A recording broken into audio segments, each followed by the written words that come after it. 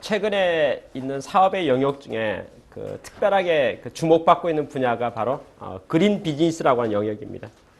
그러니까 어떤 사람이 생각할 때 이런 생각을 했죠. 그러니까 시대가 바뀌면, 예를 들어서 어느 회사의 사장님이 바뀌면 자기 나름대로의 그 이미지 관리를 위해서 새로운 이름을 가지고 이렇게 혁신을 주도할 수도 있겠죠. 그러니까 어떤 사람이 생각할 때 그린 비즈니스, 또 그린 에너지, 그린이라는 말을 썼을 때 이게 하나의 유행인가 보다. 하나의 그 패턴이고 또 누군가가 새로운 용어를, 그러니까 좀 신선미를 위해서 새로운 단어를 만든 것이 아닌가 이런 생각을 해볼 수가 있습니다. 근데 사실은 전혀 그렇지 않습니다. 그러니까 그린 비즈니스라고 하는 영역은 시기적으로나 시대적으로 아주 중요한 이슈가 되고 있습니다. 그러면 그린 비즈니스가 어떻게 해서 부상되고 있는 것인지, 그리고 앞으로 우리가 그린 비즈니스를 대응하지 않으면 안 되는가에 대한 것을 몇 가지 이유를 들도록 하겠습니다. 첫 번째 이야기인데요.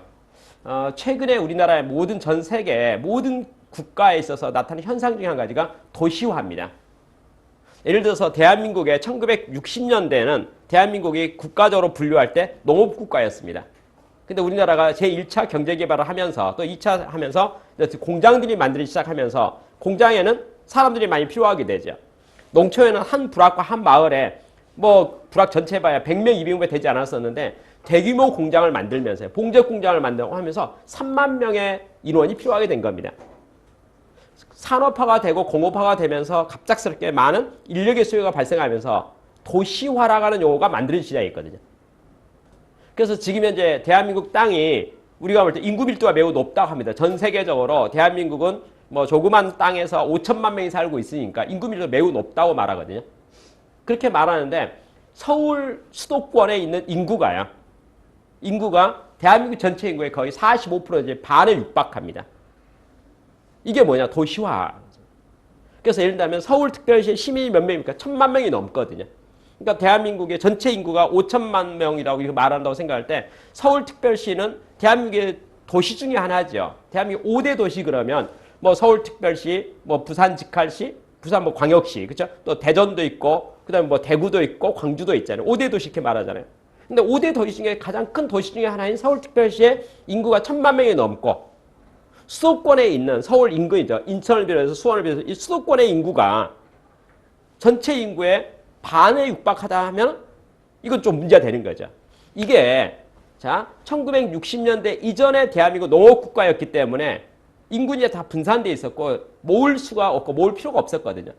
우리나라 대한민국 역사를 몇 년 봅니까? 하면 우리 반만년 역사 말하거든요. 반만년 역사 가운데 도시화라는 용어는 존재하지 않았었습니다. 역사적으로 그런 적이 한 번도 없었어요. 근데 대한민국이라는 나라가 산업화가 되면서 최근 몇십 년 사이에 인구가 모여지기 시작한 거죠. 그렇죠? 지금 현재 예를 들면 도시에는 사람이 그래도 늘고 있어요. 정체되게. 시골과 농촌을 가면 어때요? 사람이 없습니다. 그렇죠? 이게 산업화의 어찌 보면 부작용이고요. 특성상으로. 그렇죠? 여러분 63빌딩이라고 하는 큰 빌딩이 있죠. 빌딩이 있으면 그 빌딩 하나에서 사용되고 있는 에너지 양 있잖아요. 에너지 양이 어지간한 시골 도시 있죠. 동네 있잖아요. 큰 동네의 전체 에너지 이상을 소비하고 있죠. 자, 우리가 지금 뭘 말하냐면요. 지구 역사 가운데, 인류 역사 가운데 도시화라는 현상이 꾸준하게 5천년 동안 지속된 것이 아니고 금세기에 나타났던 매우 특별한 현상 중에 하나라는 것을 말씀드리고 싶습니다. 다시 말해서 300년 전이나 500년이나 1000년이나 3000년 전에는 전혀 있지 않았던 현상 중에 한 가지가 최근 근세기에 가까운 몇십 년 사이에 하나 발생했는데 그 발생한 현상 중에 한 가지가 도시화란 용어죠. 그리고 인구가 몰린다는 현상이거든요. 한 밀집된 공간에 많은 사람이 모인다는 거죠. 제가 얼마 전에 홍콩을 방문했었습니다. 홍콩을 방문했는데 홍콩행은 지리적으로 특성상으로 고층 아파트가 매우 많습니다. 제가 홍콩에 갔더니 빌딩들이 너무 높고 아파트들이 너무 높아서요. 민면적이 높은데 그래서 저는 처음에 어떤 생각이냐면 홍콩이라는 나라는 땅이 좁은데 인구 밀도가 높으니까 위로 올라갈 수밖에 없으니까 높아진가 보다 이렇게 제가 생각을 했어요. 그래서 그렇게 생각해서 홍콩의 인구 밀도가 매우 높나 보죠. 한국보다 높나 보죠. 이런 식으로 제가 질문했더니 그분이 이제 제 질문을 들었던 가이드라 할까요? 그 이제 홍콩을 잘 아는, 홍콩에 거주하는 사람이 저한테 설명하기로 아니요, 전혀 그런 문제 아닙니다. 이러는 거예요. 물론 인구 밀도도 이유가 있긴 있을 거예요. 근데 거기서 저한테 했던 말이 뭐냐면 이런 말이에요. 홍콩은 1년 360도 동안에 바닷가에 있기 때문에 습도가 너무 높아서 후덥지근하고 날이 더워서 이게 살기가 별로 쾌적하지 않다고 합니다. 건조하지 않지. 그리고 또 바닷바람이 좀 차가워가지고 건강에도 별로 좋지 않다고 그러네요. 기본 기온은 높기 때문에 우리가 더 난방할 필요도 없는데 우리 자동차를 타면 습기가 많이 차면 에어컨을 틀잖아요. 에어컨 틀면 습기가 이렇게 건조되고 되잖아요. 홍콩은 지역 전체가 습도가 너무 높기 때문에 어찌 보면 그래서 에어컨이 필요한 거예요. 근데 그 자연현상에 있는 바닷가에 있는 그 많은 습도를 에어컨으로 처리할 방법이 없지 않습니까? 그런데 그게 고층으로 올라가면 높은 데로 올라가면 습도가 내려간다는 거예요. 그래서 고층 아파트 높은 쪽 있잖아요. 이렇게 홍콩도 가서 보니까 산들이 있어요. 그러면 산 위에 꼭대기에 집들이 있는 거죠. 그 집들은 어떻게 보니까 습도가 이제 약하고 쾌적하다는 거예요. 그래서 모든 사람, 홍콩 지역에 사는 사람들은 거주 특성상 높은 데를 선호합니다. 높은 데를 하려고 보니 결국 고층 아파트에서 높게 지을 수밖에 없습니다. 그렇게 말하는 거예요. 제가 보니까 홍콩에 높은 아파트가 매우 많았습니다. 매우 많아서 제가 질문했어요. 서울에 있는 63빌딩을 여기다 가져다 놓으면 몇 번째나 될까요? 그래서 빙고 드셔서 아마 1500등 안에 못 들 게 확실합니다. 그러더라고요. 여러분 제가 아까 뭐라고 말했냐면 63빌딩 하나가 대단한 집적도를 가지고 있고 많은 에너지를 소비하고 있고 이게 좀 문제다. 도시화가 좀 부작용이 있는 것이 아닌가로 제가 말했는데 홍콩에는 63빌딩 높은 빌딩이 1000개가 넘는다는 거예요. 여러분 그러면 이렇게 말하겠습니다. 대한민국이라는 나라에 40년, 50년 전에는 도시화가 정말 없었습니다. 근데 지금 이미 벌써 우리나라는 도시화가 너무 심각해가지고 서울의 행정부를 세종시로 옮기려고 하지 않습니까? 그리고 지역 분산하려고 하는 거죠. 그러니까 강제적으로요. 강제적으로 어떻게 하면 수도권 밀집을 해소할 것인가에 대한 것을 노력하지 안 되는 것이 대한민국의 실정이고 앞으로 그걸 가져가면 안 되는 거죠. 그런데 대한민국은 어떤 나라입니까? 아프리카의 모든 나라가요. 한국을 배우자 이러고 있어요. 아프리카의 모든 나라가. 지금 현재 동남아시아의 모든 나라가 한국을 개발도상국의 성공 사례 벤치마킹으로 생각하고 모방하고 있어요. 중국은 지금 산업화가 계속 되고 있죠. 그러면 드디어 어떻게 될까요? 대한민국의 최근 몇십 년 사이에 있었던 그 현상이 지구상의 모든 국가에 동일하게 동시다발적으로 발생하고 있다는 거죠. 그러면 제가 거꾸로 이렇게 말해볼게요. 중국이라는 나라에 20년 전에는 우리가 알기에 경제가 넉넉하지 않고 지금보다 많이 낙후됐었잖아요. 중국의 20년 전에 1000만 명 이상의 인구를 가지고 있는 도시 숫자는 몇 개일까요? 한 몇 개 될 것 같아요. 예를 들면 북경, 상해 뭐 몇 개 있을 것 같아요. 그렇죠? 2013년에 중국에 1000만 명 이상의 인구를 가지고 있는 도시 수는 몇 개일까요? 이미 벌써 몇십 개예요. 이미 벌써. 2020년에 중국이라는 나라에 1000만 명 이상의 인구를 가지고 있는 도시는 몇 개일까요? 예상컨대 수백 개가 되는 겁니다. 여러분 이게 그러면 부작용이 없을까요? 하는 문제죠. 도시화가 되는 게 부작용이 없을까요? 하는 문제예요. 지구 역사상 지구의 역사를 몇 년 볼까요? 뭐 많은 지질학자와 연구한 사람이 뭐 오랜 시간을 말하잖아요. 매우 긴 시간을 말하는데 그 긴 시간 동안에 전혀 발생하지 않았던 것이 도시화와 산업화예요. 그래서 지구는 평온했었어요. 안정적이었어요. 그래서 드디어 인구가 어떻게 말합니까? 도시화되기 시작하면서 도시화의 현재 나타난 이 현상이 과거 역사 가운데 없었는데 그게 나타나기 시작해서 새로운 현상들이 이제 발생하기 시작하는 거죠. 그 중에 한 가지가 에너지 과소비예요. 옛날에는요, 공장이 없으니까, 산업물이 없으니까 자연과 함께 살았습니다. 그렇죠? 요즘에 우리가 환경하는 사람들이 생각할 때 일회용품 쓰지 말자 이렇게 말하잖아요. 일회용품 만드는 공장 자체가 없었지요.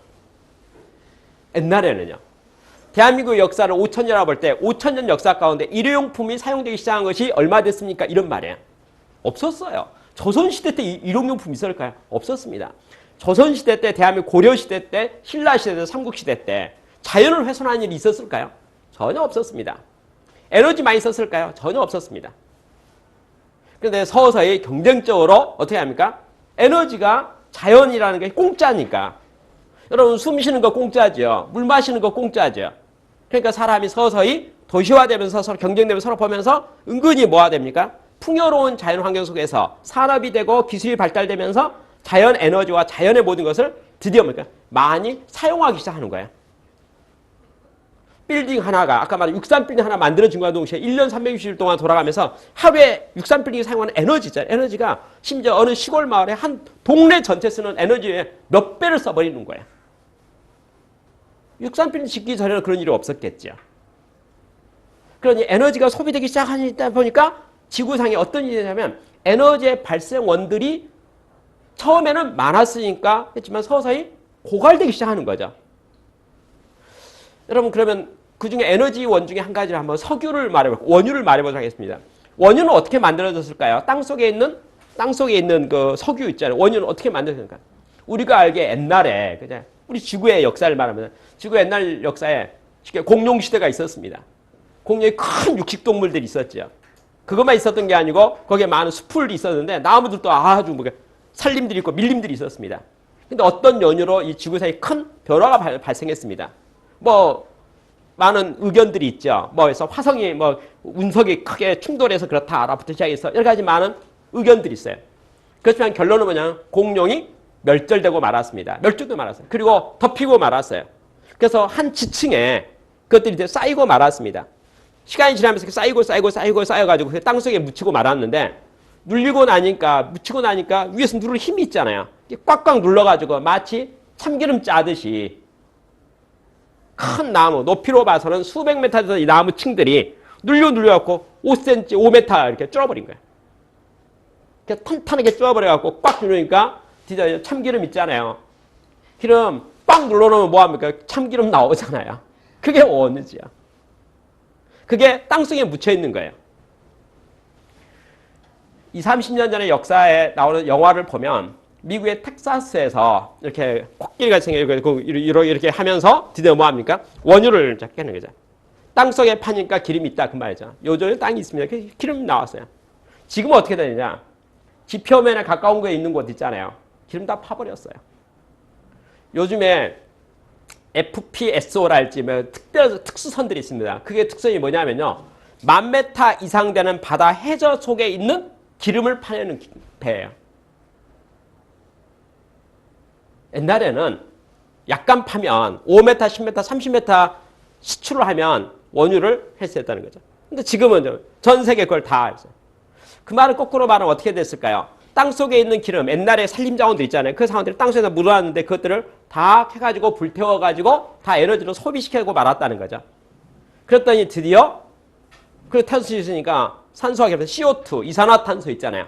이산화탄소가 대기상에 시기적으로 매우 짧은 시간 동안에 농도가 올라가 버리고 만 거죠.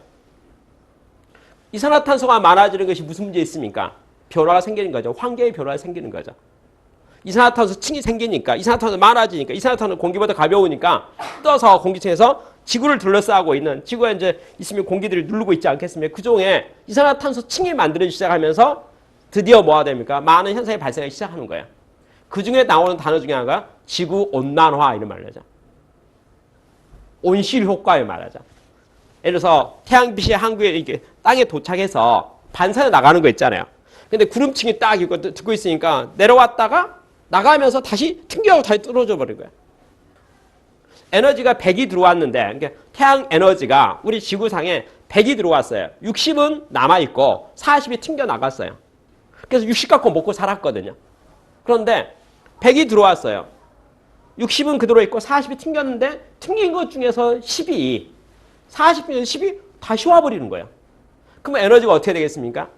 60이 있었던 지구에 70이 와버린다 그 말이죠. 뜨거워지는 거죠. 지구 온난화가 되는 거예요. 지금까지 지구, 대한민국 우리가 알고 있는 역사 가운데, 그러니까 인류의 역사 가운데 북극에는 뭐가 있었습니까? 빙하가 있었어요. 남극에도 빙하가 있었죠. 그것은 오랜 수천 년 동안에 그대로 있었어요. 만년 가운데 가만히 있었던 거예요. 근데 에너지가 많아지고 열이 많아지고 CO2의 영향이 있고 등등 하니까 녹기 시작하는 거죠. 그래서 지금 놀라운 데이터들이 나오는데 지구를 이제 옛날엔 기술이 발달되지 않았기 때문에 사진도 별로 없는데 최근에 기술이 발달된 게 사진이 되는데 30년 단위로 10년 단위로 연 단위로 빙하랄지 쉽게 말해서 녹는 용도 있잖아요. 그게 팍팍팍 떨어지는 거예요. 그러니 드디어 뭐합니까? 역사상으로 만년을 버텨왔던 지구의 환경이 100년 만에 완전히 바뀌게 된다는 거예요. 2100년 후에 이게 2100년, 지금 2013년. 쉽게 해서 앞으로 100년 지났을 때 지구 환경 어떻게 될 겁니까? 라고 말할 때, 이것은 인구가 생존하기에 아주 안 좋은 환경이 올 것 같다는 거죠. 그래서 드디어 이제 다 많은 전문가들이 그걸 보고 뭐라 합니까? CO2, 탄산가스를 규제해야 된다. 그렇죠? 그래서 드디어 이제 법적으로 뭐냐면 탄소 배출권, 탄소 CO2를 발생시키는 데는 이제 벌금 내라, 돈 내라, 환경, 우리가 지구에 더 이상 탄소 CO2가 발생하지 않도록 통제해야 되겠다. 라는 말들이 지금 이제 나오기 시작한다 이거죠. 그래서 나오는 비즈니스가 그린 비즈니스예요. 그린 비즈니스에 성공하지 못하면 어떻게 될까요?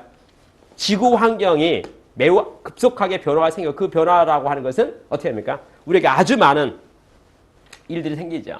여러분 생각할 때 간단히 생각해 볼까요? 지구온난화요. 지구온난화가 그 문제 있어요. 우리 겨울에 추웠는데 지구온난화가 좀 따뜻해지면 그 온난화 된다 해서 인구 온도가 뭐 1도 올라간다 하는데 그러면 지구의 평균 온도가 그래서 뭐 평소에 뭐 얼마라 15도였는데 1도로 16도 되면 좀 따뜻하고 더 좋네.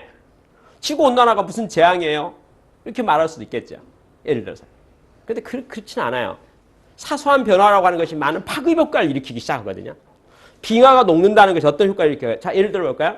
빙하라고 하는 것은 지금 얼음이잖아요. 얼음인데 녹으니까 수면이 올라가는 거예요.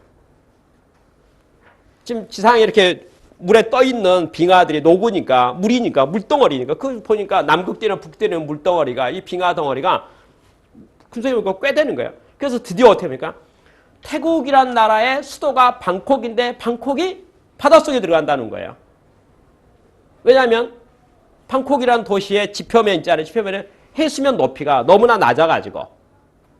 그렇죠? 그래서 지금 이제 육지 있잖아요. 우리가 육지, 그러니까 지금 태국이라는 나라가 지금 아주 곤란해졌는데 여러분 작년에 2012년에 태국 방콕에 홍수가 났어요. 물이 절대 안 빠지는 거예요. 태국이라는 나라가 그동안의 역사 가운데 홍수가 난 적이 왜 한 번도 없었을까요? 있었죠. 근데 물이 안 빠진 적이 있었냐 이거죠. 다 빠졌죠. 이제 잘 안 빠지는 거야. 그렇죠?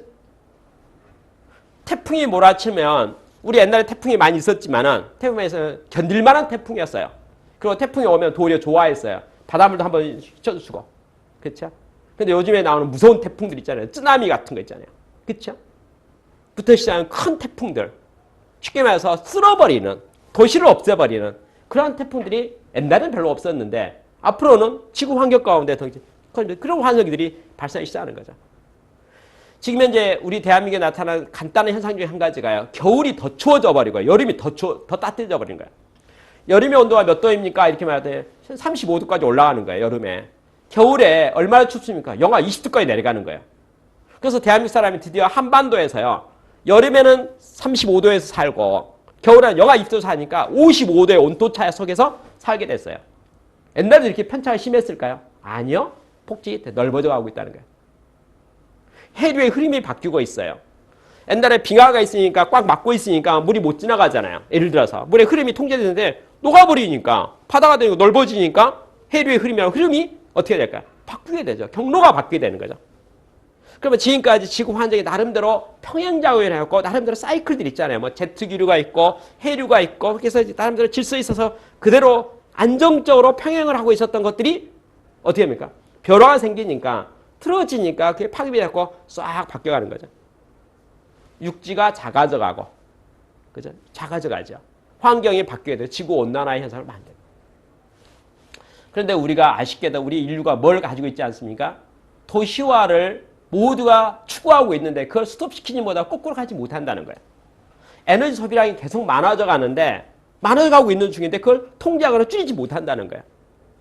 여러분 우리나라에 지금 한국전력에서 뭐 전력 피크치 등등해갖고 이제 전력 통제하겠다 이렇게 말해요. 그럼 여러분 생각할 때 우리나라 발전소가 옛날에는 새 거여가지고 발전용이 참 많아가지고 잘 돌아갔는데 요새 이제 세월이 오래되니까 이제 구식이 돼가지고 고물이 돼가지고 발전 효율이 많이 떨어지나 보다.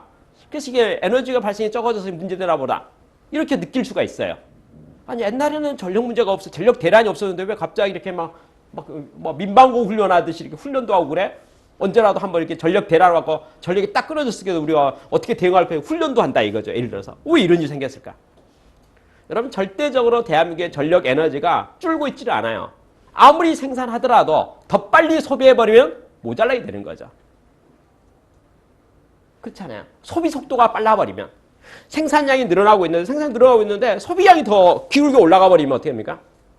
반드시 전력 대란하고 파국이 올 수밖에 없잖아요.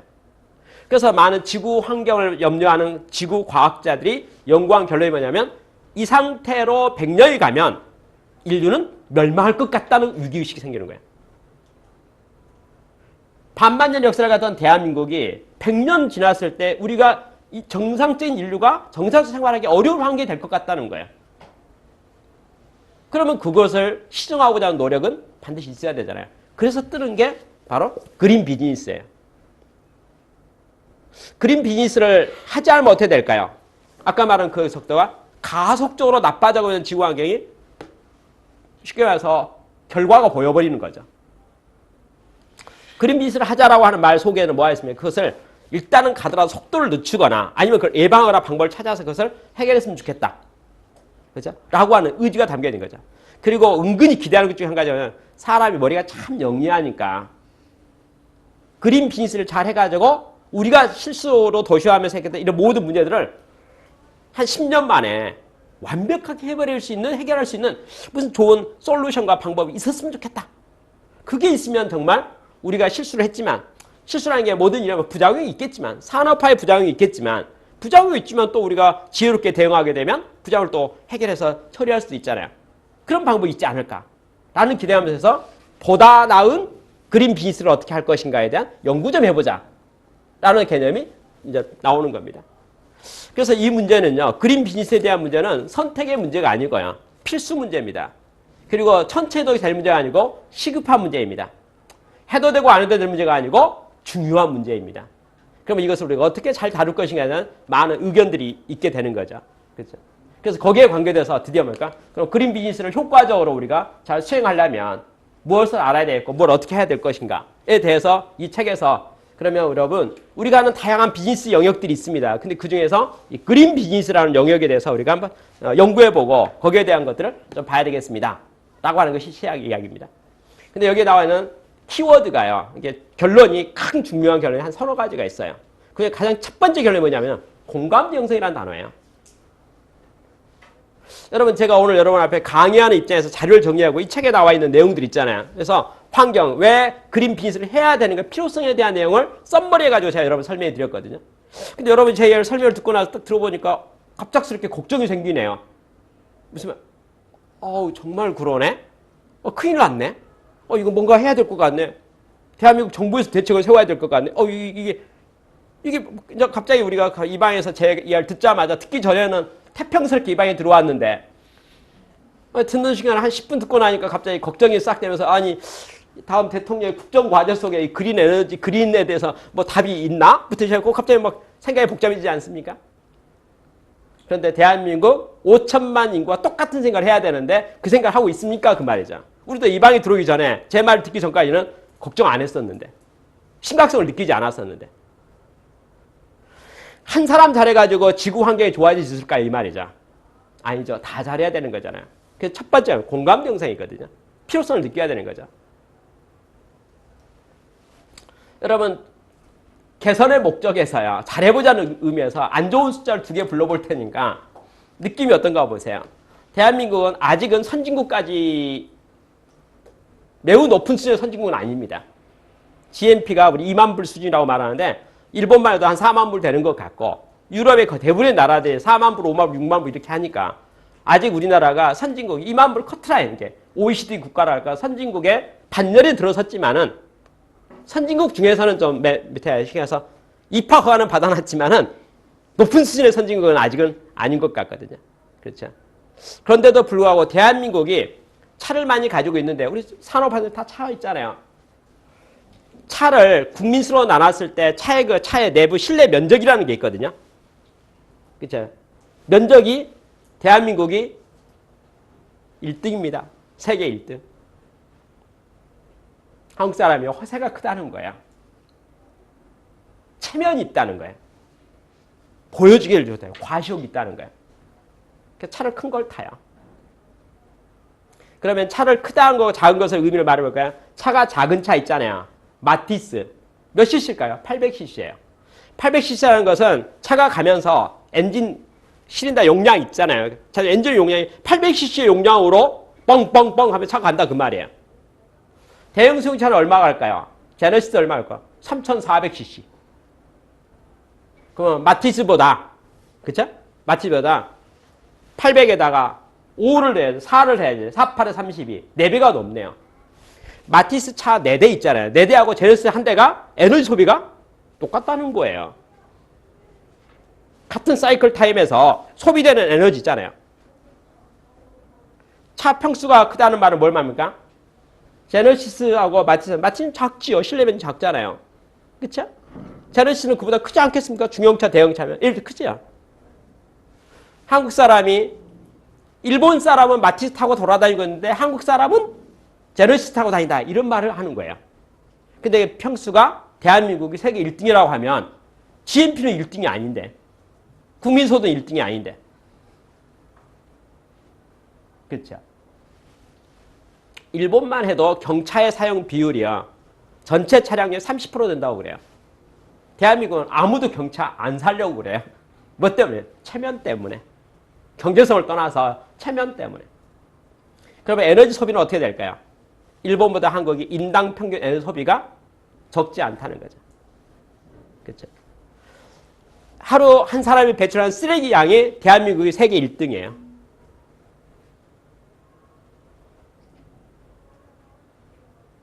우리 대한민국이 가난한 나라였을 때 우리 대한민국은 경제적으로도 우리도 한번 잘 살아보자 라고 해서 발생했던 내용이 뭐냐면 새마을 운동이죠.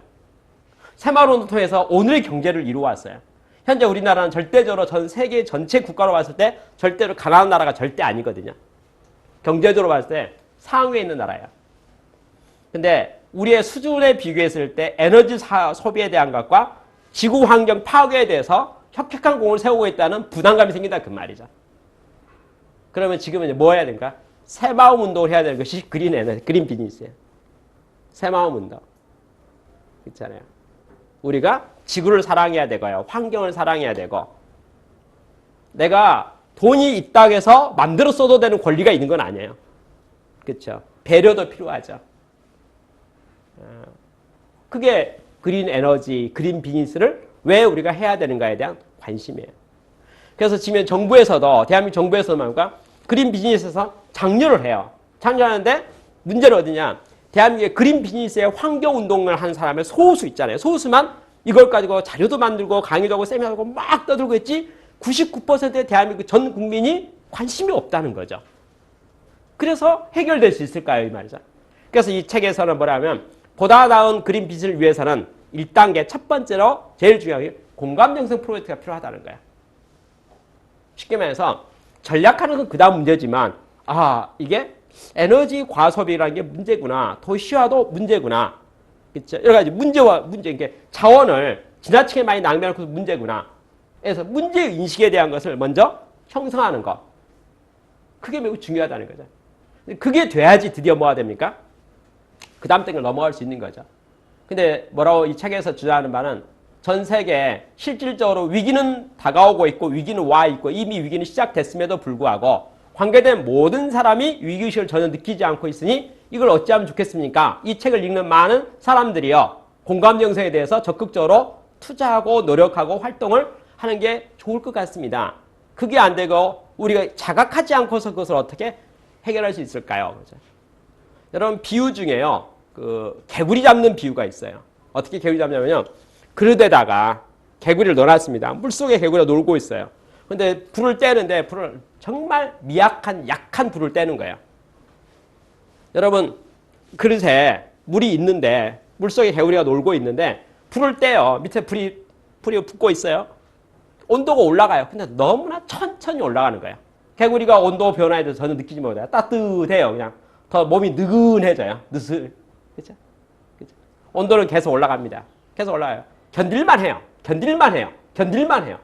죽는 줄 알았어요. 이러면 누가 말할 때 5도 올라가면 죽어! 이렇게 말했어요. 5도 올라가는데 안 죽어요. 그래서 견딜만 계속 넘어가요. 그렇죠? 그러다 어느 임계점 온도에 딱 올라가게 되면 이제 뭐냐 기운이 빠져서 못 튀어나오면 도망가는 거예요. 그래서 어떻게 할까? 개구리라는 것은 어떻게 다리가 잘 뛰잖아요. 그러면 그대에 넣어놓고 삶으려고 생각하면, 개구리 잡으려고 생각하면 뜨거운 물에 들어가면 당연히 튀어 도망가니까 잡을 수가 없겠죠. 근데 약한 불로 천천히 하면 개구리가 잘 놀다가 천천히 돌다가 그냥 가만히 있다가, 그쵸? 그래서 나중에 드디어 도망가야 될 때가 되고 도망가야 될 때 힘이 없어가지고 이제 힘이 없어갖고 무기력해져가지고 그게 개구리 삶는 방법이라고 어느 책에 나와 있어요. 지구 환경에 있어서 이 문제, 아까 그린 비즈니스의 필요성에 대한 것을 인식하지 않으면 온 인류가 60억이 70억이 인구가 어떻게 보면 그대로 삶아 죽는다 그 말이에요. 그러면 지금 온도가 올라오고 있는 사실이거든요. 여러분 모든 과학적 데이터들이 온도 올라오고 있는 거 다 보여주고 있어요. 빙하 녹는 게 보여주고 있어요. 데이터 다 나오고 있어요. 아일랜드라는 국가가요. 땅이 계속 넓어져 가고 있어요. 매달 넓어져 가고 있어요. 그렇죠? 땅이 넓어져 가고 있어요. 왜? 거기 옛날에 빙하로 다 덮였는데 빙하가 녹고 있어요. 매일같이 국토가 넓어져 가고 있는 나라가 있는데 아일랜드 그 나라 부분으로 봐가지고요. 갑자기 추웠던 빙하, 쓸모없는 빙하가 없어지고 땅이 맨 땅에 나오기 시작하니까 부분적으로 봐서 좋아 보이네요. 근데 이것이 우리 인류에 있어서 지구 환경에 있어서 재앙의 시야이고 경고고 위기라는 것을 우리가 보면서도 왜 느끼지 못하고 자각하지 못하고 하냐 이거죠. 그래서 더 나은 그린 비즈니스 위해서 해야 될 첫 번째 단계는 무엇입니까? 지구 환경 문제, 인류가 주범이 되어서 환경을 파괴하고 있고 균형을 깨버리고 있다는 것을 자각하고 이것을 즉각적으로 뭐 합니까? 보완하고 되돌리고 보완할 수 있는 무슨 방법이 있어야 될 거 아니냐에 대한 것이 첫 번째 내용이에요.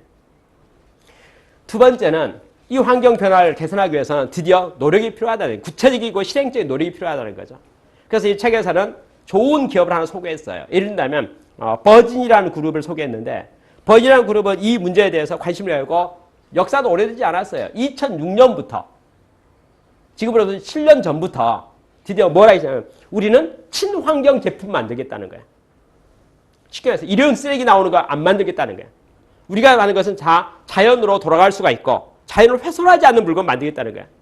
우리는 그동안에 생각 없이 물건을 많이 만들었는데 그 물건이 과연 지구 환경에 친환경인가 아닌가를 따져보겠다는 거예요. 따져봐서 드디어 뭐합니까? 문제되는 것은 아예 사업을 안 하거나 방법을 바꾸거나 재료를 바꾸거나 공법을 바꾸거나 그렇게 하겠다는 거예요. 여러분 그러면 유리한 것도 있겠지만 불리한 게 많을 것 같아요. 하던 대로 하면은 생산성도 높고 좋을 수도 있겠지만 하던 좋은 방법, 싼 방법을 버리고 뭐합니까? 유기농 하겠다는 거고 친환경 하겠다고 하니까 드디어 뭐합니까? 생산성이 저하될 수 있겠네요. 제조가 올라갈 수 있겠네요. 그럼에도 불구하고 그쪽으로 가겠다라고 2006년에 선언을 했다는 거예요. 그리고 하고 있는 모든 비즈니스 영역을 꼼꼼히 따져보기 시작하는 거예요. 절차와 단계를 따져보기 시작해가지고 그 모든 것 중에서 뭐합니까? 환경적으로 문제되는 거 있잖아요. 쉽게 해서 그래도 버니라는 그룹은 지구 환경에 폐는 안 끼쳐야 될 거 아니냐. 아까 말한 도시화, 산업화 때문에 모든 기업과 모든 국가가 모든 게 다 그러는데 최소한 우리 회사가 도움은 안 될지언정 도와는 못 줄지언정 해는 끼쳐서 안 되지 않겠는가 라고 의사결정을 했다는 거예요. 그리고 2006년부터 지금까지 해오고 있다는 거예요. 그러한 노력이 모든 기업에 필요한 거 아닙니까? 그렇죠? 1단계로 쉽게 말해서 나부터 잘하자. 그렇죠? 나라도 잘하자. 나라도 지구 환경을 지키자. 그것 갖고 충분합니까? 아니지만 아까 의식을 공감 형성의 첫 단계로 해야 돼요. 두 번째 단계. 그럼 나부터라도 실천하자는 거죠. 그럼 거기에 대한 모든 기업들이 동참했으면 좋겠다는 거죠. 그러면 만약에 이렇게 되잖아요. 만약에 이론상으로 지구상에 있는 모든 대기업과 탄소 배출하고 있는 그 CO2를 많이 하고 에너지 과소비하는 모든 기업들이 갑자기 뭡니까? 생각하고 우리는 친환경으로 가겠다. 라고 기업의 거의 100%가 동의해버렸다면은 이제 드디어 뭘까? 안 좋아지는 상황이 스톱은 되는 거네요. 지금 지속적으로 안 좋아지고 있는 것이 계속되고 이제 끝장난다고 했는데 아까 말한 더 좋아진다는 말은 아니겠지만 일단은 스톱이 되겠네요. 뭐라고? 더 나빠지지는 않겠네요. 그러면 1단계로 활동해야 할 행동의 첫 번째가 더 나빠지지는 않도록 하자. 그렇죠? 더 나빠지는 않아야지 지구 환경이 구해지고 상황이 될 거 아니냐. 그러니까 일단은 지금에서 더 나빠지지 않는다면 좀 바꿔서 완만하게 지내야 돼서 이미 벼라의 물결이 시작되고 말았는데 지구환경이 안 좋은 상황으로 가기 시작했는데 이것을 멈추게 하든지 천천히 하게 하든지 일단 통제 가능하도록 일단 좀 붙잡자. 더 나빠지지 않도록 붙잡는 활동이 중요할 것 같은데 그러려면 모든 기업과 개인과 정부가 여기에 대해서 뭔가 액션을 해야 된다는 거죠. 어떤 액션을? 친환경으로. 현재 우리가 에너지 쓰고 있는 모든 것들에 대해서 좀 생각해봐야 되겠다는 거죠. 예를 들어서 지금 현재 신재생 에너지 그러잖아요. 신재생 에너지. 어떻게 하면 우리가 뭐 풍력 발전을 할 것인가? 화력 발전하지 말고, 그죠? 화력 발전이나 이런 식으로 해서 하지 말고 태양 발전을 하든지 수력 발전을 하든지 풍력 발전을 하든지 그래서 이게 자연을 그대로 이용해가지고 에너지 발전 그 에너지를 딱 써가지고 하고 그렇죠? 그런 걸 하든지 가정마다 우리가 의도적으로 뭐 합니까? 에너지 전략에 대한 것을 강제화시키는 캠페인을 하든지 되었고 에너지 주는 것을 좀 통제하기 시작하고요. 그 데이터도 보여주고 그렇게 해서 일단은 뭐 합니까? 거기에 대한 것들을 제대로 통제하는 작업과 더 나빠지는 작업을 멈춰야 될 것 같은데 버진이라는 회사가 그렇게 하고 있는데 그건 참 잘하는 것 같다. 모든 기업이 버진 같은 회사를 좀 본받아서 다 했으면 좋겠는데 모든 이 책을 읽는 모든 독자들은 또 이 관계된 사람들은 뭐합니까? 자기가 하는 영역 속에서 더 이상 내가 지구에 폐를 끼치지 않는 것에 대해서 뭔가 아이들의 스톱, 더 많은 애를 쓰는 것을 스톱할 수 있도록 그렇게 하는 게 좋겠다.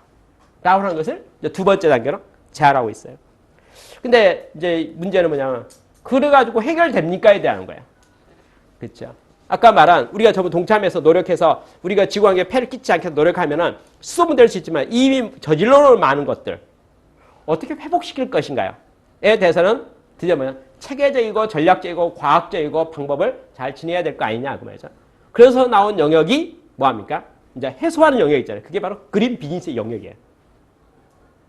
일단은 그린 비즈니스의 영역의 1단계로는 우리가 친환경을 하자.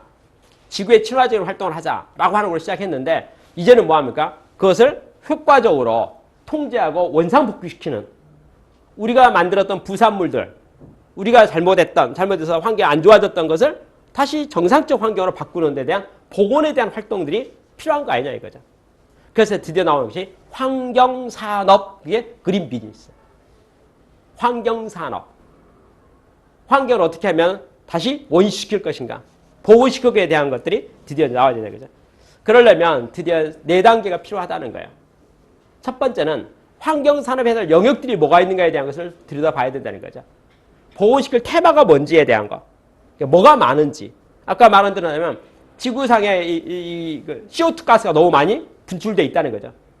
CO2 가스가 얼마나 많은지 숫자를 봐야 되겠네요. 옛날은 얼마인지 지금은 얼마인지. 그래서 얼마큼 낮춰야 될 것인지. 그렇죠? 그걸 먼저 인지해야 되지 않겠습니까? 그래서 현상이 아까 말한 문제의 수준이 어느 정도 되는지에 대한 것을 인식해야 될 것 같다.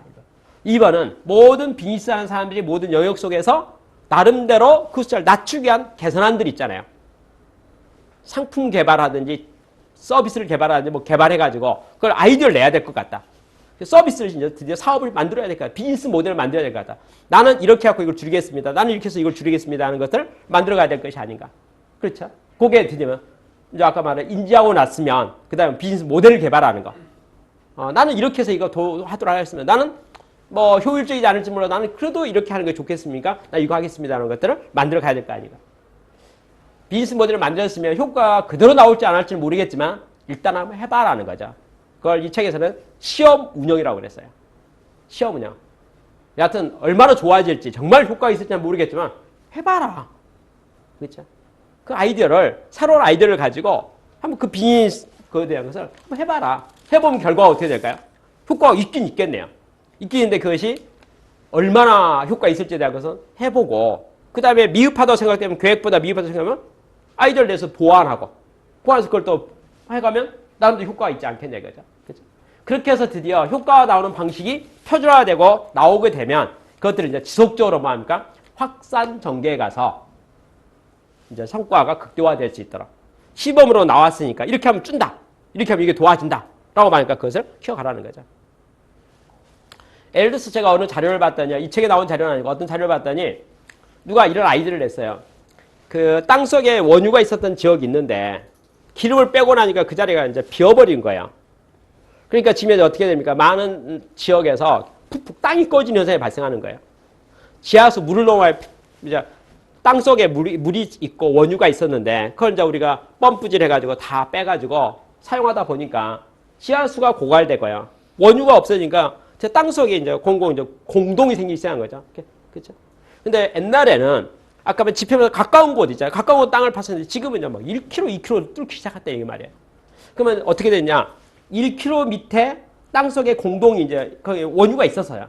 근데 그래서 구멍을 빵 뚫어가지고 어떻게 했습니까? 그걸 다 써버렸어요. 근데 땅 속에 1km 밑에니까 그 공동이 그래서 남아있는 거예요. 동굴이 남아있는 거죠. 땅 속에 동굴이 있는 거죠. 그죠? 그래서 어떤 사람이 CO2 채집기를 만들어가지고 CO2를 공중에서 CO2를 잡는 거예요. 그래가지고 그걸 액화시키는 거예요. 푹 눌러버리면 압력을 줘버리면 가스가 압력을 누르면 물같이 되는 거죠. 공기 중에 있는 CO2 있잖아요. CO2를 꽉 잡아가지고 꽉 눌러가지고 조그맣게 해가지고 물같이 만들어가지고 그 1km 밑에 있는 땅속에다가 집어넣고 구멍을 막아버리는 거예요. 그러면 우리가 땅속에 있는 CO2를 끄집어내가지고 자연에 했는데 다시 원위치 복귀시켜주면 그럼 도움 되지 않겠냐라고 누가 논문을 썼어요. 제가 그 논문을 보고 가만히 봤는데 효과가 있을 것 같아요. 이제 그분 아이디어는 뭐냐? 아까 원위치니까 원유 대신에 다시 CO2 액체 CO2 있잖아요. 액체 CO2를 갖다 꽉 집어넣어놨고 이제 딱 막아놨으니까 땅도 지표면도 가만히 있을 것 같고, 그걸 일단 다시 붙잡아 넣어놨으니까 도움이 가요. 그러면 우리가 전 세계 보면 원유 깊은 곳에 땅속 깊은 곳에 원유에 해저드 깊은 곳에 가다 놓은 거 있잖아요. 뺏은 그 자리 다 찾아내가지고 CO2 채집기 가져다가 물 콱 해가지고 딱딱 해놓으면은 그러면 CO2 환경 개선할 때 도움이 될 것 같다. 이런 논문을 썼어요. 아이디어 차원은 제가 이해가 됐어요. 여러분도 제 설명하니까 이해가 됐잖아요. 그게 바로 그린 비즈니스라는 거예요. 그게 얼마나 효과가 있을까에 대한 건 잘 모르지만 여하튼 그렇게 하면 도움이 될 것 같긴 해요. 그러한 노력들이 어떻게 됩니까? 지속적으로 계속 이루어져야 될 것이 아닌가 그런 말이죠. 그런데 이제 그 다음에 더 중요한 얘기예요. 여러분 모든 사업에는요. 그린 비즈니스도 비즈니스이기 때문에 모든 사업에는 사업을 성공시키는 인자가 있는 거죠. 무슨 말이냐면 사업이라고 하면 아까 아이디어 갖고 사업이 되지는 않아요. 아이디어는 좋지만 부도나버릴 수가 있잖아요. 그럼 그게 중단돼 버릴 거 아니겠어요? 예를 들어 볼까요? 아까 그 아이디어 조금 전에 아이디어가 있다고 가져가면서 사업 아이디어에서 누가 듣고 동의를 했어요. 그래서 투자자를 모집해 돈을 모아가지고 사업을 시작했는데 하다가 너무 생산성이 떨고 효율이 떨어져가지고 자금이 바닥나버릴 수가 있잖아요. 그렇죠? 아니면은 연구배라고 딱 했는데 채집하는데 농축이 돼야 되는 농축이 되다 마는 거야. 농축이 안 되는 거야. 이런 사람은 꽉 누르면 액체가 된다 했는데 액체의 성능이 기계 성능이 안 좋아, 압축기 성능이 안 좋아가지고 농축이 안 되는 거야. 그렇죠? 스톱돼서 사업이 안 돼버리면 그 아이디어가 너무 아깝지 않냐는 거죠. 그러면 그린 비즈니스에서 해야 될 건 뭡니까? 사업은 사업의 정석을 따라야 됩니다. 라는 것을 말하고 있어요. 그린 비즈니스도 뭐합니까? 비즈니스라는 거죠. 산업이라는 거죠. 그러면 산업에서 말하는 일반 경영의 원리들 있잖아요. 그 원리에 대한 것을 예외 없이 적용해야 됩니다. 이 책에서는 거기에 대해서 한 10가지 정도의 이제 정석을 말했어요. 근데 그 정석은 우리가 일반적인 경영 도서나 경영 혁신에서 말하고 있는 내용하고 대동소이해요. 차별이 하나도 없어요. 차별 없는데 제가 혹시 싶어서 그냥 복습 삼아서 단어만 읽어볼게요. 1번 리더십. 모든 비즈니스의 리더십은 절대적인 변수입니다. 절대적인 변수예요. 여러분 제가 리더십이 얼마나 중요한가에 대한 아주 상징적인 저의 소감을 말씀드릴 테니까 들어보시기 바랍니다. 제가 얼마 전에 대한민국의 자동차 산업의 최고의 경쟁력을 가지고 있는 두 개의 자동차 부품회사를 방문했습니다. A사와 B사를 방문했어요. A사와 B사는 역사와 전통을 자랑할 뿐만 아니라 자기들이 만든 자동차 부품회사는 세계 최고의 경쟁력을 가지고 있어요. 자부심도 대단해요. 이익도 잘 내고 있어요. 그리고 수주력도 있을 뿐만 아니라 객관적으로 아주 글로벌 소싱의 넘버원이에요. 여하튼 최고예요. 자기 아이템을 대표하고 있는 회사예요. 자, 그중에 A사를 방문했습니다. A사를 방문했더니 A사의 사장님께서 리더죠. 리더가 저한테 이렇게 말하면 2013년, 2012년보다도 경기가 어렵다고 말하네요. 국내 자동차 산업의 경기도 호전될 것 같지가 않네요. 그래서 저희가 비장의 무기를 준비했습니다. 이러는 거예요. 그래서 제가 아니 뭔데요? 비장의 무기를 준비하다냐? 우리가 하던 아이템만 가지고는 우리 회사가 성공을 하는데 한계가 있다고 생각하기 때문에 이제 드디어 우리 아이템을 확산시킬 수 있는 사업에 진출하기로 했습니다. 신규 사업에 진출합니다. 현재 가지고 있는 기술을 바탕으로 해가지고 우리가 적극적인 신규 수주를 할 겁니다. 우리가 그동안은 가라는 부품의 전문업체였는데 이제 나도 하겠습니다. 그리고 가와 나를 합치면은 다가 되기 때문에 다 쪽도 하겠습니다. 우리가 그동안 부품하고 조그만 서버 어셈블리 했는데 이제 큰 모듈 사업을 하겠습니다. 우리는 실력이 있기 때문에 이것에 성공했기 때문에 모듈 사업도 성공할 수 있습니다. 그러면 회사가 10배 커질 수 있습니다. 그래서 그것에 대한 준비를 2012년에 암암리 했는데 제가 올해 2013년 해가 바뀌었으니까 제가 1월부터 12월까지 전 세계를 돌아다니면서 모든 수주를 하고 CF품 만들고 도전해갖고 가려고 합니다. 몇 년 내에 저희 회사가 10배 커질 겁니다. 기대하십시오. 이렇게 말했어요. 제가 그 말 들으면서 가슴이 벅차오르더라고요. 말만 들어도 잘 될 것 같은 거예요. 결과야 수주가 될지 그리고 했는데 성능이 나올지 그건 뭐 미래 이야기니까 우리가 알 수 없잖아요. 그런데 그 리더십의 그 사장님의 팩이 있잖아요. 막 자신감 있잖아요. 저한테 막 자신감, 그렇죠? 여러분 제가 심지어는요 그 말 들으면서 이 사장님이 너무 낙관적이다. 사업이라는 게 그렇게 쉽지는 않을 건데 너무 낙관적인 생각이 들어서 제가 거기를 깨우뚱하고 가만히 이제 동의를 안 했어요. 가만히 이제 침묵을 지켰어요. 그러니까 사장님은 본인이 저한테 막 말하니까 제가 이제 맞장구 쳐서 어우 그래요, 어우 대단해요, 어우 정말이요, 어우 정말 그렇겠네. 뭐 이렇게 좀 맞장구 쳐주기를 은근히 바랬는데 제가 반응이 너무 무덤덤하니까 사장님이 기분이 좀 안 좋아지셨어요. 그러더니 저한테 일어서라는 거예요. 따라오라는 거예요. 그렇죠? 그리고 현장을 데려가는 거예요. 바로 사장님 방 앞에 사장님 실은 본관 건물이고 그 바로 길 건너편에 있잖아요. 공장동이 있어요. 공장이 있는데 공장에 데려가는 거예요. 보라고 하는 거예요. 그래서 뭘로 봐요? 봤더니 이 공장의 라인을 보라 이거야. 이게 세계 1등 아니냐 이거야. 이거 내가 다 만들었다 이거야. 우리 멤버 다 만들었다 이거야. 당신 우리 무시하냐 이거야. 우리 실력 세계 최고다 이거야. 우리가 못할 거 없다 이거야. 내가 하겠다는데 당신 왜 주저하나 이거야. 내가 하는데. 내가 책임지는데.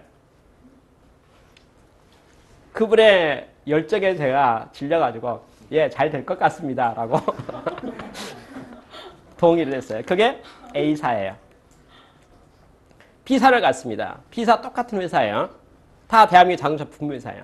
사장님을 만났습니다. 사장님을 만나서 이야기하는데 사장님께서 걱정을 하시네요. 자, 1번. 아무리 봐도 N고가 될 것 같지요? 이렇게 말하는 거예요. 대한민국의 경제가 N고가 될 것 같죠? N고가 지속될 것 같죠? N고의 트렌드를 이기지 못하겠죠? 아니, 그러니까 원고, 우리나라 환율이 가치가 계속 고평가 돼가지 않겠느냐? 반대로 N저가 되지 않냐 이거죠. 그러면 수출 시장에 있어서 일본과 우리 경쟁을 딱 하고 있었는데 우리 돈의 가치가 원고가 되고 일본 돈의 가치가 N저가 되기 시작하면 옛날에는 N고고 원저였었는데 그럼 우리나라의 수출 경쟁력이 안 좋아질 것 같다는 거야. 2013년에 한국 자동차 산업에 위기가 찾아오는 것 같습니다. 라고 이야기를 합니다. 현대자동차를 비롯해서 대한민국의 자동차 회사들이 이제 라인을 증산하지 않는다고 하지요. 작년까지 성장적 결승, 올해부터는 내실 경영한다면서요. 매출이 커지고 생산 대수가 더 이상 늘 것 같지는 않네요.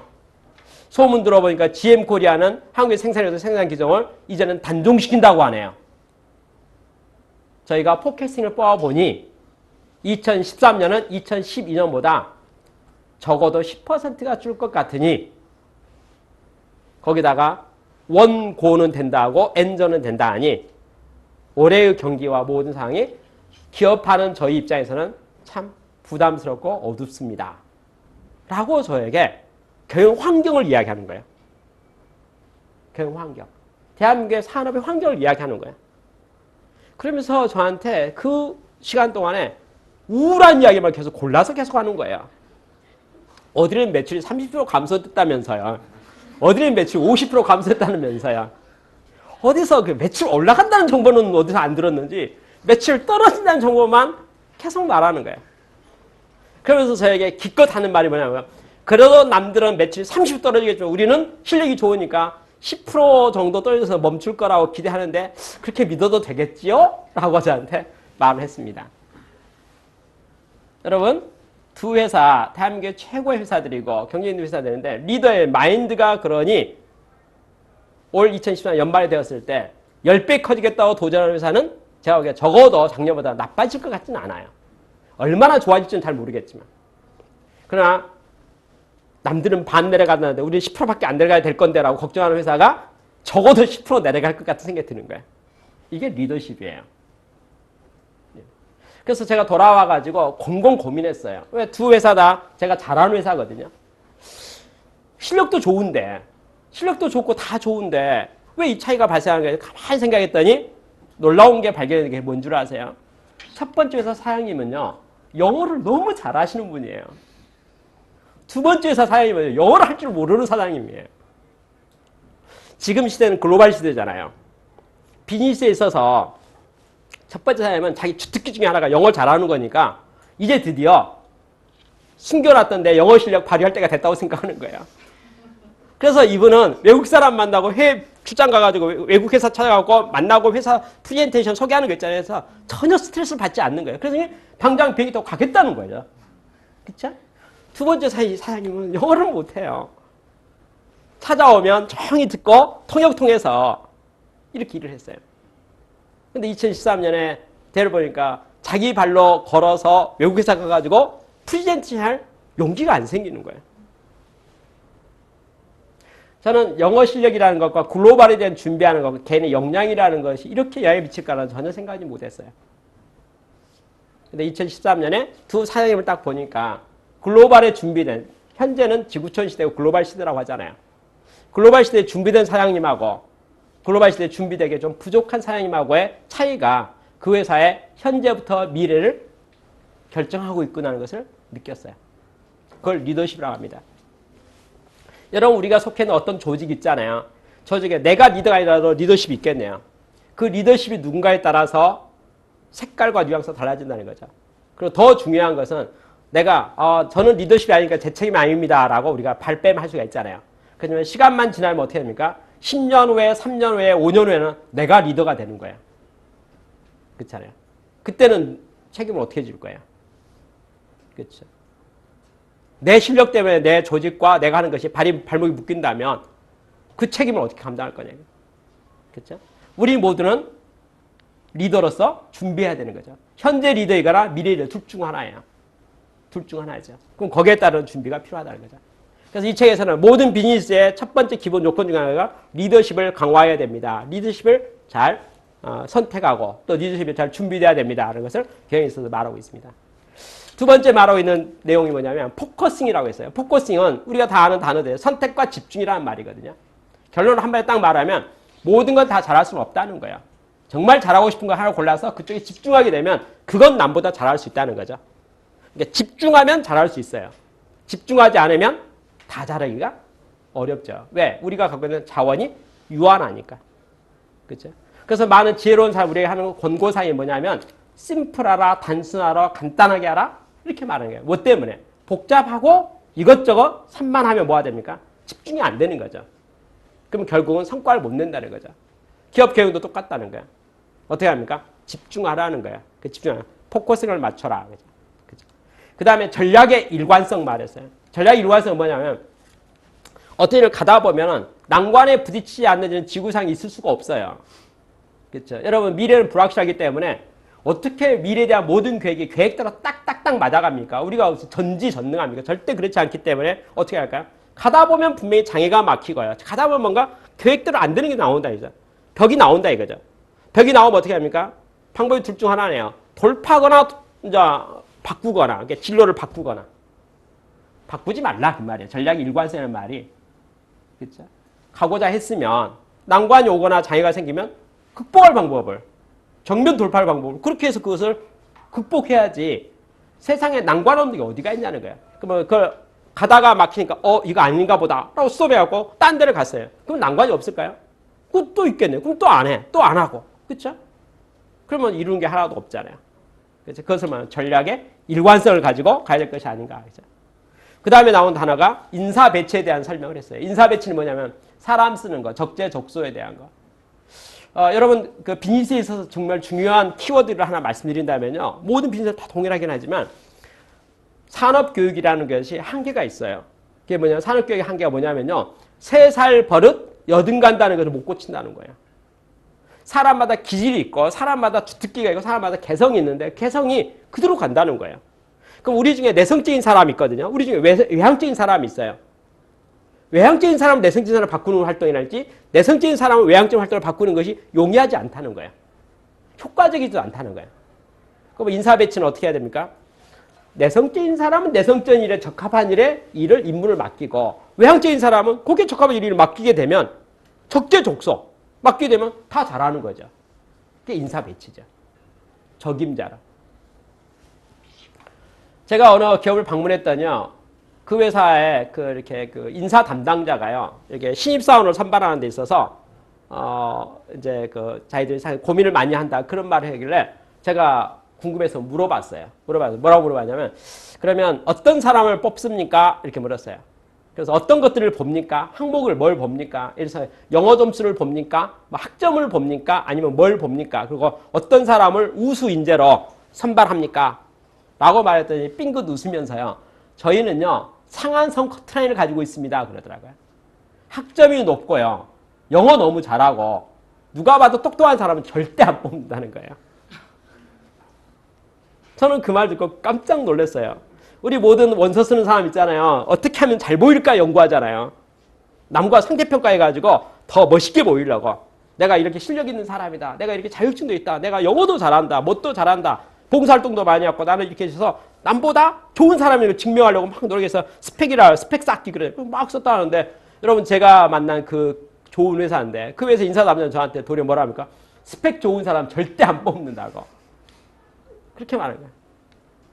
그래서 제가 너무 놀래가지고 그래서 아니 왜 그렇습니까? 라고 물었죠. 그랬더니 저에게 했던 말이 뭐라고 하는 줄 아세요? 우리 회사의 업무 특성상 단순 반복적이고 지루하고 고차원의 머리를 쓸만한 일은 소수가 있지만 대부분 일은 재미가 별로 없습니다. 그걸 평생 해야 되는데 그렇게 똑똑한 사람 채용해가지고 그 일을 평생 정년퇴직까지 맡겨놓으면 회사도 마음 불편하고 본인도 평생 얼마나 마음 불편히 세상 살겠습니까? 적재적소로 뽑아야죠. 업무 직능에 맞춰야죠. 우수한 사람도 뽑긴 뽑습니다. 어디 뽑을까요? 그건 기획실에 뽑고요. 전략 담당할 쪽에는 뽑습니다. 1명, 2명. 그러나 이번에 신입사원은 200명 뽑는데 195명은 지극히 평범한 사람. 우리 회사 일에 맞는 사람. 우리 회사에서 평생 정년퇴직까지 행복하게 기분 좋게 일할 사람 뽑는 거예요. 우리는 탁월한 사람을 선발하지 않습니다. 탁월한 사람은 5명이면 충분합니다. 자기 일에 맞는 사람, 직무에 적합한 사람을 뽑는 것이 저희 회사의 인사 정책입니다. 그렇게 말했어요. 그래서 인사에서 중요한 것이 적재적소예요. 비즈니스를 하는 데 있어서 사람을 뽑아야 되는데 안 맞는 사람 뽑으면 어떻게 될까요? 이직하지요. 이익률이 높다는 단어는 그 비즈니스의 안정성이 떨어진다는 말과 똑같아집니다. 그렇죠? 사람이 3년, 5년 공부하면 이제 드디어 일할 때가 되잖아요. 근데 3년, 5년 전에 일할 때가 됐는데 일할 때만 되면 다 나가버리면 또 계속하면 우리 쓰는 말로 듣기 좋은 말을 한 말 있어요. 저 회사는요. 직업학교입니다. 직업훈련소입니다. 듣기는 좋은 말이네요. 인재양성이하고 사회에 환원한다는 생각이 드는 거죠. 그쵸? 나쁜 말을 해서 그 회사는 어떻게 성장할까요? 그쵸? 떠난다는 것 자체는 별로 아름다운 표현은 아니거든요. 그게 이제 인사관리고 인사 배치죠. 적재적소의 배치를 해야지 사업이 될 것이 아닌가에 대한 내용이에요. 일관성 있는 변화를 향한 태도가 필요하다고 책에서는 말해요. 변화에 대한 태도예요.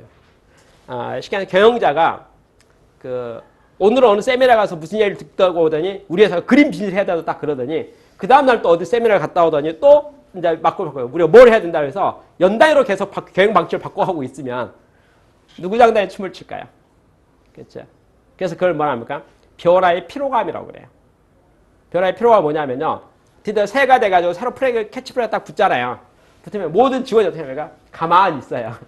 왜냐면 내년도도 바뀔 거니까. 내년도도 바뀔 거예요. 왜? 매년 바뀌어왔으니까. 그러니까 그거 안 해도 돼요. 뭐 하면 됩니까? 하는 채만 하면 되는 거예요. 하는 채만 해요. 안 해요. 그렇죠? 변화에 대해서 일관성이 없으면 막 부하 내동하고 막 즉흥적으로 바뀌기 시작하면 뒤에 뭡니까? 다 복지부동하게 되는 거죠. 그렇죠? 그러면 정말 그린 비즈니스는 해야 될 사명감을 갖고 소명의식을 가지고 있다면 이거 꾸준히 가야죠. 가다가 어려움이 생기겠죠. 수익이 나빠질 경우 있겠죠. 그렇죠? 타이네놀이라는 회사가 여하튼 뭐 농약 뭐 잘못들 뭐 해가지고 한번 그 환경 문제뿐만 아니라 사회적으로 이슈가 된 적이 있었어요. 그때 타이네놀은 어떻게 했냐면 매우 정직하게 즉각적으로 기자회견을 했어요. 그 자기들이 알고 있는 정보를 0.01%도 함께 100% 오픈했어요. 그리고 할 수 있는 모든 행위를 하기 시작했어요. 선별도 하고 크레임도 물고 전량 회수도 하기 시작하고 많이 일을 했어요. 돈도 많이 썼어요. 손해도 많이 봤어요. 그렇죠? 그렇지만 타이는 그렇게 해서 모든 줄 해가지고 드디어 원상복귀를 시키고 그리고 거기서 드디어 이제 다 해서 정상시키고 이제 이거 다 뭐 손해는 손해서 본 거고 다 해서 드디어 사업 정상화시켰어요. 그 모든 모습을 보고 모든 소비자가 타이네로 어떻게 해요? 신뢰를 했어요. 일하다 보면 잘못되어 있는 거고 고의성은 없는 거고 하다 보면 잘못된 거고 그것 때문에 타이네는 손해 참 많이 받고 그렇지만 그 회사는 뭐죠? 믿을 만한 회사고 믿음의 회사고 그렇죠? 그래서 그 다음 타이네로 어떻게 합니까? 도리어 시장 점유율이 더 넓어지고 더 잘 됐어요. 그게 타이노리에 있었던 사건 중에 하나예요. 손해를 적게 보려고 거짓말을 시작하고 감추기 시작하고 은폐하기 시작하면 불신이 생기는 거죠. 그리고 뭔가 알고 보니까 뭐 좀 이상한 곳이 느낌이 오는 거죠. 이상한 거죠. 그러면 드디어 뭘까? 매장되기 시작하고 신뢰를 얻게 못해야 되죠. 안 믿어지죠. 고객과의 관계도 그러면 내부 지원과의 관계도 똑같다는 거죠. 사장님이 말을 오늘 말은 이렇게 말하고 내일은 이렇게 말하고 아침에 했던 말하고 뭐 해서 다 그렇게 열심히 하고 있는데 야단치는 거죠. 너 내가 말 뜻을 새겨서 들어야지 그렇게 바로 들으면 어떡해?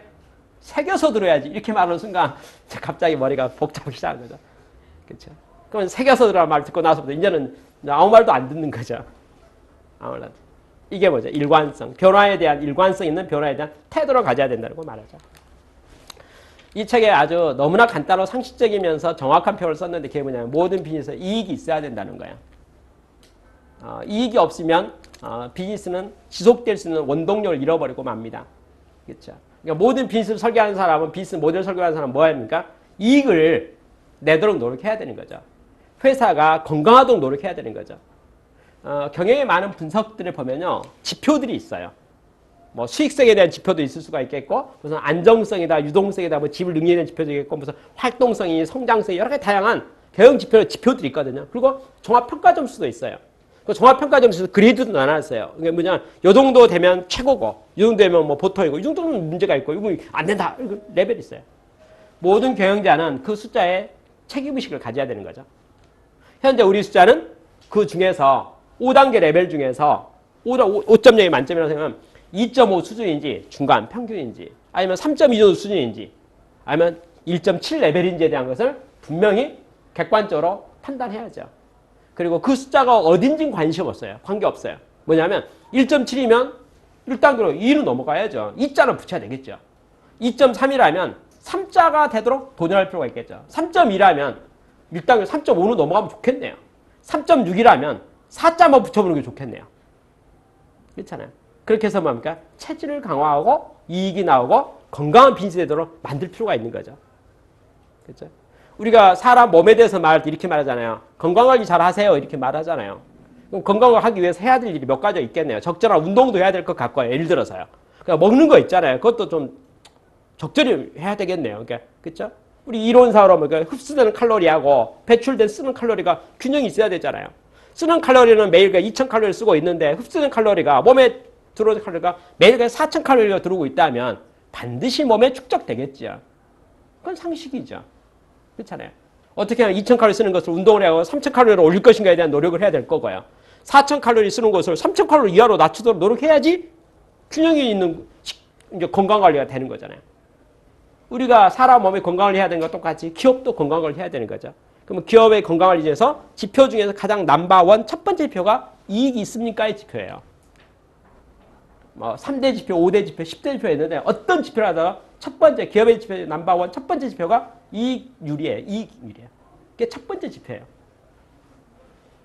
그래서 이 책에서는 뭡니까? 이익 관리를 해야 됩니다. 그렇죠? 그리고 적절한 성과 관리도 해야 됩니다. 라고 말했어요.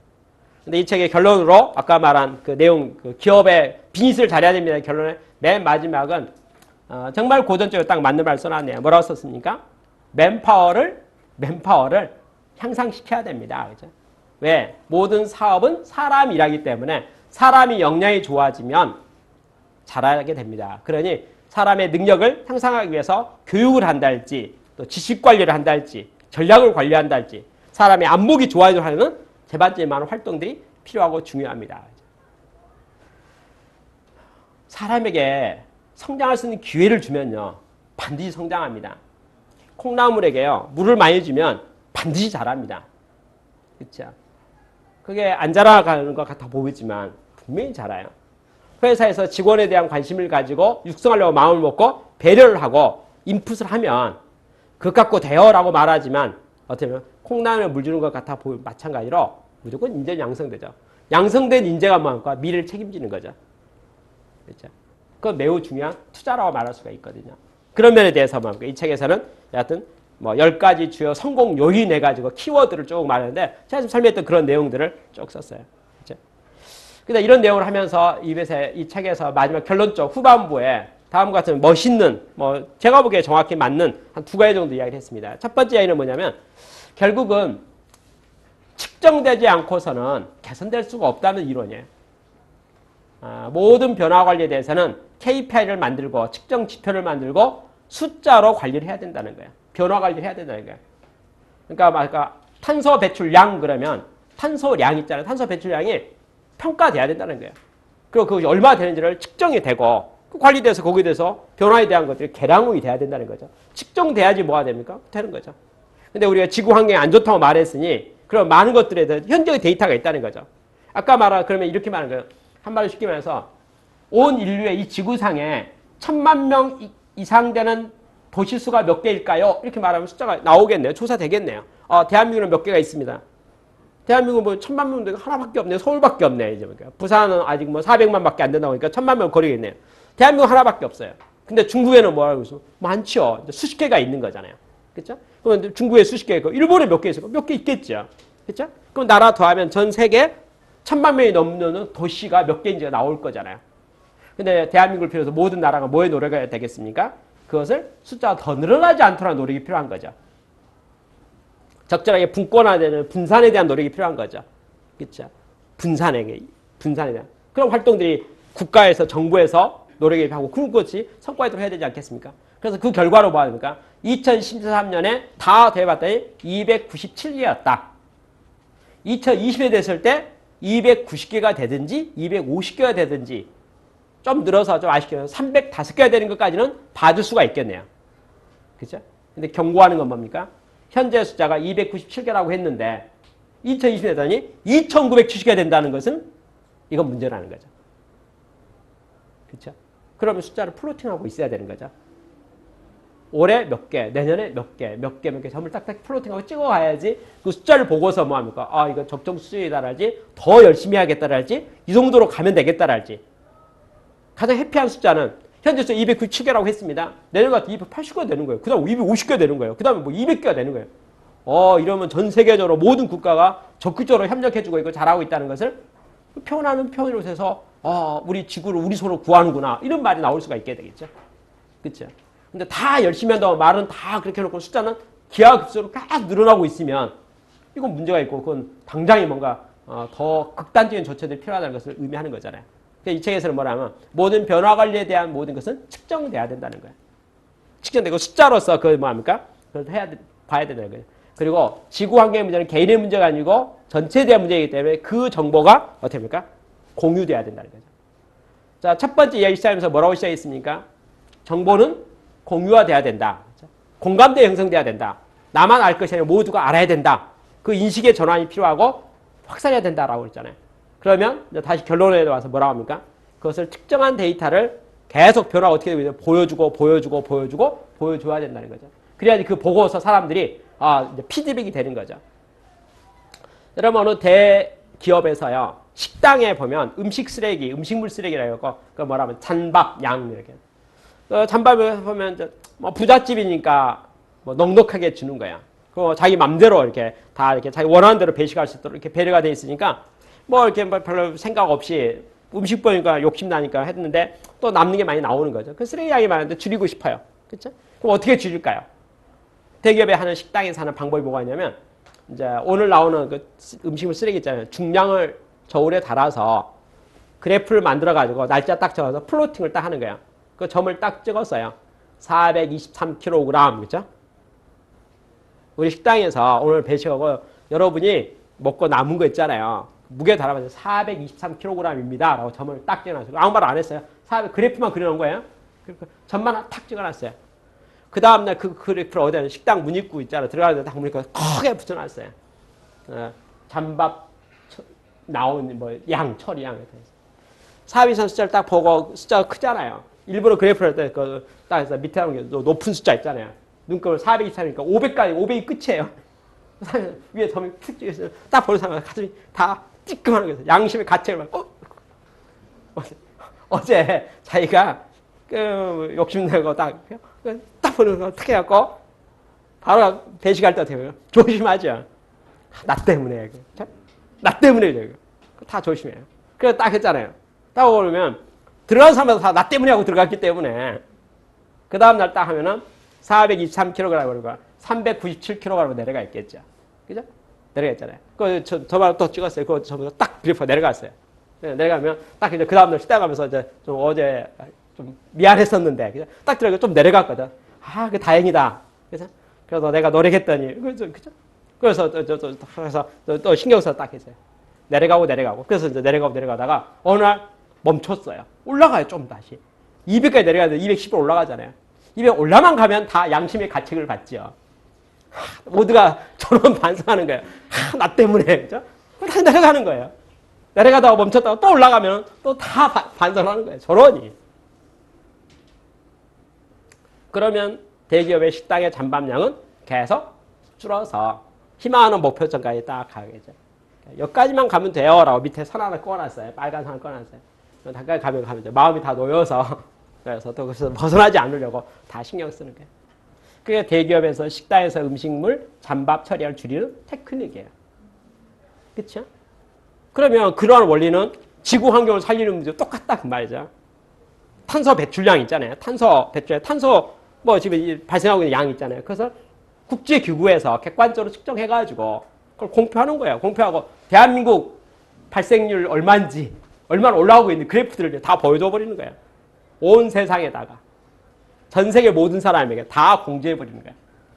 이 지구에 발생하는 총량이 얼마다, 우리가 개체는 총량이 얼마다, 어느 나라가 얼마씩 쓰고 있다, 그렇죠? 얼마큼 발생하고 있다. 그리고 변화가 어떻게 되고 있다. 그러면 그 그래프를 우리가 대한민국 방송에 9시 뉴스에 매일같이 보여주면 대한민국 전 국민이 식당에 잠밥량 줄이는 기분으로 열심히 자기 있는 일터에서, 자기 있는 삶의 자리에서, 자기 가정에서 협조하겠죠. 그러면 그 숫자가 어떻게 내려가죠. 그래서 우리가 산업화의 모델국가가 된 것 같이 지구, 아까 탄소 배출량이나 그런 데서 모델 국가가 됐어요. 모범국가가 됐어요. 거기에 자부심도 있고. 그래서 드디어 뭐가 우리가 지구를 살린다. 이런 분위기가 만들어지는 것이 아닌가. 그죠? 그런 것에 대한 내용을 이야기했어요. 그리고 또 하나 이야기하면 이제 과학기술에 대한 이야기를 했어요. 결국 근본적으로 해결할 수 있는 좋은 과학기술이 발달됐으면 좋겠다는 거예요. 아까 말한 이제 신재생 에너지에 대한 분야든지, 아까 말한 우리가 이제 원유 쓰지 말자 이거죠. 예를 들면 자연 에너지 썼으면 좋겠다는 거죠. 이게 이제 더 이상 캐지도 말자. 비용도 많이 들고 해봐야 뭐 이게 뭐 노력 대비 그렇게 뭐 지구에 좋은 건 아닌 것 같으니까 이제 그건 스톱하고, 그러면 에너지 대체를 바꾸는 거죠. 재생에너지를 바꾸는 거죠. 이제 뭐 태양 발전소랄지 이런 걸 더 확대한다 생각해가지고 이제 더 이상 지구에게 폐를 끼치지 않는 방식으로 발달하고, 또 그것을 회수시키는 거 있잖아요. 그쪽에 대한 것들은 말이죠. 적극적으로 이제 모든 전 세계 엔지니어들에게 동기부여시키는 거죠. 여러분, 전 세계 모든 엔지니어들이여 지구를 구해주세요. 지구 구해주세요. 아이디어 내주세요. 그리고 당신의 아이디어는 의미가 있다면 우리가 전폭 지원해주겠습니다. 격려해주겠습니다. 경진대도 하는 거예요. 그렇죠? 상도 주는 거예요. 박수도 쳐주는 거예요. 그래서 엔지니어 프라이드가 올라가게 해주는 거예요. 그래서 누가 지구를 구하랴? 올해의 지구 구한 베스트 엔지니어 선발대회. 그렇게 해서 드디어 말입니까? 기술 개발을 장려해가지고 아까 말한 환경에 문제를 발생한 거고, 이 문제를 해결하는 데 대한 많은 과학자들이나 공학자들이나 관계된 모든 비즈니스 집단에서 획기적으로 도전하고 아이디어 내고 노력하도록 하면 실수로 우리가 했긴 했지만은 또 우리가 그것을 극복할 수 있는 아이디어가 분명히 우리 창의적인 머릿속에서 나올 수 있지 않겠는가. 그래서 거기에 적절한 그린 비즈니스에 대한 창의적인 아이디어들을 활성화시킬 수 있도록 우리가 격려하고 장려하고 또 그걸 만들었으면 좋겠다. 이렇게 말해요. 맨 마지막으로 한 가지 코멘트한 게 뭐냐면 많은 기술들이 만들어지고 있고 개선되고 있다라고 설명을 했어요. 설명하면서 쓴 말이 IBM 같은 경우는 IBM 정보통신을 가지고 있잖아요. 그래서 거기는 이렇게 스마트 플래닛 해가지고 이렇게 지구에 대한 모든 정보를 이제 공유시키는 거예요. 아까 말해서 있는 자리에서 리얼타임으로 컴퓨터상으로 우리 뭐 스마트폰 시대라고 하잖아요. 그래서 어떻게 합니까? 이렇게 정보들을 다 줘가지고 있는 자리에서 항상 원하는 정보들을 공유할 수 있도록. 그래서 뭐 어제 지구환경이 어떻게 바뀌어가고 있는 모든 상황들, 태풍이 오고 있는 상황들, 거기에 대한 대응해야 될 것들 정보를 잘 가르쳐 주는 거예요. 그러면 알면 정보가 있으면 대응을 잘 할 수가 있잖아요. 모르면 대응을 못해요. 그래서 아까 말한 공유가 돼야 될 정보들 있잖아요. 알아야 될 정보들을 어떻게 하면 리얼타임으로 모든 사람들이 필요한 사람에게 시기적절하게 잘 공급되도록 할 것인가. 이런 노력들을 IBM에서 정보 공유화 사업으로 추진한다는 거예요. 그래서 스마트 이렇게 이름을 붙여가지고 한다는 거죠. 그럼 IBM 그런 내용 같은 거 좋은 것 같다네. 그러면 모든 비즈니스의 영역에서 자기 아이템에 대해서는 세계를 책임지는 자세로 그린 비즈니스적 관점에서 그것들을 다 개발하고 공유하고 공익을 위해서 노력했으면 좋겠다는 거죠. 그래서 사익을 크게 말하면 뭐가 됩니까? 큰 돈을 벌려면 공익이 돼야 된다는 거죠. 그래서 인류 공영에 기여하는 비즈니스를 하시오라고 하는 것이 그린 비즈니스에 대한 내용이라고 볼 수 있습니다. 뭐 이 책의 맨 마지막 페이지, 맨 마지막 장에 내린 결론이 뭐냐면 그래서 개인이 바뀌어야 되고 기업이 바뀌어야 되고 국가가 바뀌어야 된다는 거예요. 그러니까 이 그린 비즈니스에 대한 조건은 그린 비즈니스는 어떻게 처리하는 겁니까? 라고 말하면 세 가지, 3박자가 다 바뀌어야 된다는 거예요. 첫째는 모든 개인이 자기의 삶의 태도와 자세를 변화시키지 않고 혁신하지는 안 된다. 그죠? 개인이 바뀌어야 됩니다. 그죠? 그리고 모든 비즈니스를 주관하고 있는 기업이 어떻게 합니까? 더 이상 탄소 배출권에 관계된 건 알지 거기에 대해서 입장을 정리하고 더 이상 나빠지지 않도록 스톱할 뿐만 아니라 또 기업이 가지고 있는 영역 속에서 친환경적인 제품을 개발할 뿐만 아니라 그것을 또 극복하는 아이디어들에 투자를 하고 노력해가지고 그것을 해서 지구환경을 다시 복원시키는데 기업도 모두 비즈니스 해야 된다. 그냥 정부도 모든 국가의 정부도 뭐합니까? 서로 협력을 해서 뭐 국제기구를 통하든지 또 국가에 가끔 고감하는 책임의식을 가지고 책임감이 그걸 다 해가야 된다는 거죠. 현재 지구는 어떻습니까? 라고 말하면 아프리카를 비롯해서 중국을 비롯해서 저개발도상국은 이런 환경 문제를 개선하시오라는 말에 대해서 선진국에 대해서 이런 말을 해요. 이렇게 말하죠. 아니 당신들은 옛날에 그걸 다 저질러서 이렇게 나쁘게 한 건 당신들이 범인인데 우리도 당신들과 선진국 그때 노력하고 있는데 왜 우리는 못하게 이렇게 말한다는 거죠. 지구환경이 나빠지는 원인이 후진국 때문에 개발도상국, 개발 이제 하려고 이제 폼장 회사 때문에 나빠진 거냐 이거야. 저지른 사람이 누구냐 이거야. 이미 개발한 나라들 아니야. 선진국이 된 거냐. 근데 지금 이제 규제한다고 하면서 이제 앞으로 하지 마! 이렇게 말하면서 선진국은 이제 안 해도 된다 이거. 다 했으니까. 개발했으니까 안 해도 된다 이거. 그 우리는 개발해야 되는데. 라고 말해서 뭐 합니까? 드디어 갈등이 생기는 거죠. 선진국 훈련소에 갈등이 존재하는 거예요. 그러면 그 정부의 국제기구에서 그걸 잘 조정을 해야 되겠네요.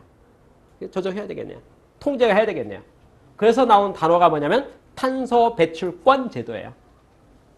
탄소 배출권 제도라는 게 뭐냐면 쉽게 말해서 어떤 회사가 어떤 기업이나 어떤 비즈니스에서 탄소량을 감소시키면 우리가 인센티브 주자 이거야. 그리고 큰 공장에서 CO2 탄소를 배출 많이 하잖아요. 그러면 좀 페널티 내라 이거야. 환경 부담금 내라는 거죠.